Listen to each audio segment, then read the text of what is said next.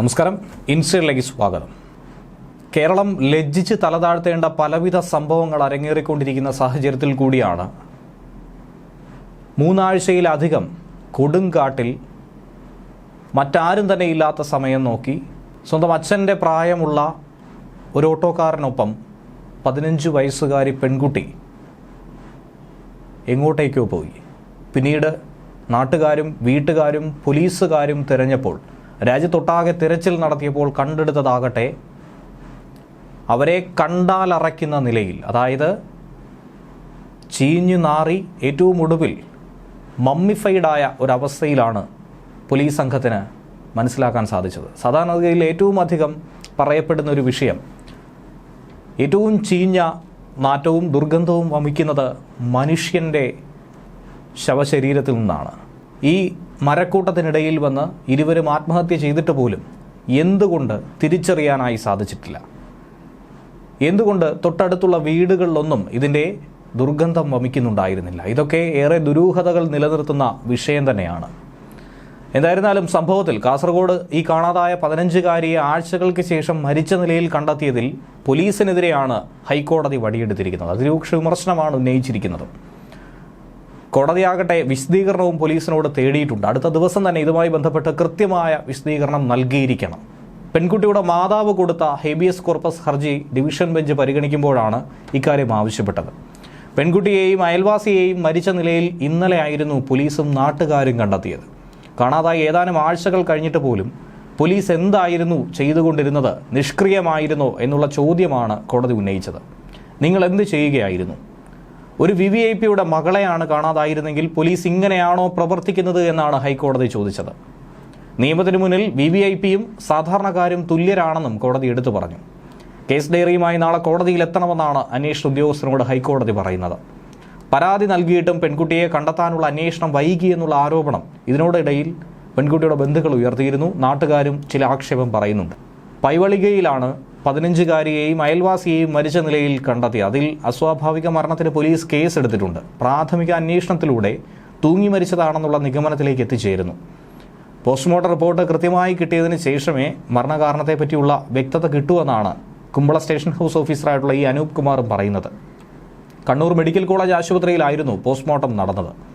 ഇതുമായി ബന്ധപ്പെട്ട് പോലീസ് ഉദ്യോഗസ്ഥരോട് കാര്യങ്ങൾ തിരക്കിയപ്പോൾ കുറച്ചുകൂടി കാര്യങ്ങൾ മനസ്സിലാക്കാൻ കഴിയുന്നു. ഇരുവരും തമ്മിൽ ദീർഘനാളായി അടുപ്പമുണ്ടായിരുന്നുവെന്നാണ് മനസ്സിലാക്കേണ്ടത്. ഈ കൊച്ചുകുട്ടിയുമായി 42-കാരൻ ഫോണിലൂടെ ബന്ധം സ്ഥാപിച്ചിരുന്നു. ഇരുവരും തമ്മിൽ സൗഹൃദം അത് വളർന്ന് പോകാൻ പാടില്ലാത്ത തരങ്ങളിലേക്ക് പോയിരുന്നുവെന്നുള്ള ആക്ഷേപവും ഇതിനോടകം തന്നെ ഉയരുന്നുണ്ട്. പരസ്പരം ഫോൺ വിളിച്ച് ഇരുവരുടെയും ചിത്രങ്ങൾ പരസ്പരം കൈമാറുകയും ചെയ്തിരുന്നു. ഇവരുടെ ഫോണുകൾ പരിശോധിക്കാനുള്ള ഒരു തീരുമാനത്തിലാണ് പോലീസ്. എന്തുകൊണ്ട് ഇങ്ങനെ ഒരു തീരുമാനത്തിലേക്ക് കടന്നു? അതിന് ആരാണ് മുൻകൈയെടുത്തത്? എന്തുകൊണ്ടാണ് ഈ കുട്ടിയെ കൊണ്ട് ഇങ്ങനെ ഒരു പ്രവൃത്തി ഇയാൾ ചെയ്യിപ്പിച്ചത്? അതോ മറ്റെന്തെങ്കിലും അസ്വാഭാവികമായ സംഭവങ്ങളുണ്ടോ? ഇരുവരെയും മറ്റാരെങ്കിലും കൊലപ്പെടുത്തിയതാണോ എന്നതടക്കമുള്ള അഭ്യൂഹങ്ങൾ, ചോദ്യം നാട്ടുകാരടക്കം ഉയർത്തുന്നുണ്ട്. 1 വർഷം മുൻപ് ഇവരുടെ ബന്ധത്തെപ്പറ്റി ഒരു പരാതി ചൈൽഡ് ലൈനിൽ എത്തിയിരുന്നു. അന്ന് സഹോദര സ്നേഹമാണെന്ന് പറഞ്ഞായിരുന്നു കേസ് ഒത്തുതീർപ്പാക്കി വിട്ടത്. വീട്ടുകാരടക്കം ഈ വാദത്തെ പിന്തുണച്ചിരുന്നു. 2 പേരും ഒരേ നാട്ടുകാരാണ്. കുടുംബമായി വീട്ടുകാർ തമ്മിൽ നല്ല രീതിയിൽ അടുപ്പവും കാത്തു സൂക്ഷിക്കുന്നുണ്ട്. അതുകൊണ്ട് അത് വലിയൊരു പ്രശ്നമാക്കി മുന്നോട്ട് കൊണ്ടുപോയിരുന്നില്ല. പെൺകുട്ടിയുടെ വീട്ടിൽ എപ്പോൾ വേണമെങ്കിലും കയറി ചെല്ലാനുള്ള സ്വാതന്ത്ര്യമുള്ളൊരു വ്യക്തി കൂടിയായിരുന്നു ഇയാൾ. പെൺകുട്ടിക്ക് അച്ഛനും അമ്മയും അനിയത്തിയുമാണ് ഇതുകൂടാതെ ഉള്ളത്. പെൺകുട്ടിയുടെ കൂടെ മരിച്ച നിലയിൽ കണ്ടെത്തിയ ആൾ ഇതുവരെയും വിവാഹം ചെയ്തിട്ടുമില്ല. അവിവാഹിതനാണ്. ഇയാൾക്ക് പെൺകുട്ടിയോട് ഇഷ്ടമായിരുന്നോ എന്നതടക്കം കാര്യങ്ങൾ ഇപ്പോൾ പരിശോധിക്കുകയാണ്. അന്ന് അങ്ങനെ ഒരു വിഷയമുണ്ടായിരുന്നു. അത് പരിഹരിച്ചിരുന്നു. അതിനുശേഷവും ഇയാളുടെ വാഹനത്തിൽ പെൺകുട്ടി ക്ഷേത്രങ്ങളിലേക്കും മറ്റുമൊക്കെ പോയിരുന്നതായി പ്രദേശവാസികളും മറ്റും മൊഴി നൽകിയിട്ടുമുണ്ട്. ആദ്യം ഇയാൾക്കൊരു ഓട്ടോറിക്ഷയായിരുന്നു ഉണ്ടായിരുന്നത്. ഇപ്പോൾ കാർ ഡ്രൈവറായി ജോലിക്ക് പോകുന്നുണ്ട് എന്നാണ് സ്റ്റേഷൻ ഹൗസ് ഓഫീസർ പറയുന്നത്. അന്വേഷണത്തെ സംബന്ധിച്ച് പലവിധ ആരോപണങ്ങൾ ഉണ്ടാകുന്നെങ്കിലും അതിലൊന്നും തന്നെ വീഴ്ച സംഭവിച്ചില്ല എന്നാണ് തറപ്പിച്ച് പോലീസ് ഉദ്യോഗസ്ഥർ പറയുന്നത്. ഫെബ്രുവരി 12-ാം തീയതിയാണ് കാണാനില്ല എന്ന പരാതി കിട്ടിയത്. 2 ദിവസം കൂടി കഴിഞ്ഞാൽ 1 മാസം തികയുന്നു. 30 ദിവസം പിന്നിടാനായി പോകുന്നു. അപ്പോഴാണ് ഇങ്ങനെ ഒരു നിർണായക കണ്ടെത്തൽ 26 ദിവസത്തിനിപ്പുറം പോലീസിന് കഴിഞ്ഞിരിക്കുന്നത്. കിട്ടിയ കേസ് പരാതി കിട്ടിയ ഉടൻ തന്നെ FIR രജിസ്റ്റർ ചെയ്ത് അന്വേഷണം തുടങ്ങി. അന്ന് തന്നെ പ്രദേശത്ത് മുഴുവൻ തെരച്ചിൽ നടത്തിയിരുന്നു. വീടിൻ്റെ അടുത്തുള്ള കുന്നിനടുത്ത് വരെ പരിശോധന നടത്തിയിരുന്നു. പക്ഷേ തൊട്ടടുത്ത് ഇവർ ഇങ്ങനെ ഒരു കാര്യത്തിന് പോകുമായിരുന്നു എന്നുള്ള സംശയം പോലീസിൻ്റെ മനസ്സിലുണ്ടായില്ലേ എന്നാണ് ഏവരും ചോദിക്കുന്നത്. അവിടെ നിന്നും ഒന്നും കണ്ടെത്താൻ കഴിഞ്ഞിട്ടില്ല. രണ്ടാളും ഫോൺ ഉപേക്ഷിച്ചു എന്നാണ് മനസ്സിലാക്കാൻ കഴിയുന്നത്. രണ്ടാളുടെയും ഫോൺ ആ ടവർ പരിധി വിട്ട് പുറത്ത് പോയിട്ടില്ല എന്ന് അന്ന് വ്യക്തമായിരുന്നു.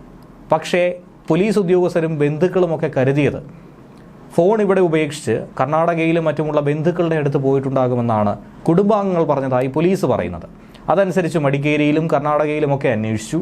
ഡോഗ് സ്ക്വാഡും ഡ്രോണും അടക്കം ഉപയോഗിച്ച് പരിശോധന കാട്ടിലും പുഴയിലുമൊക്കെ നടത്തി.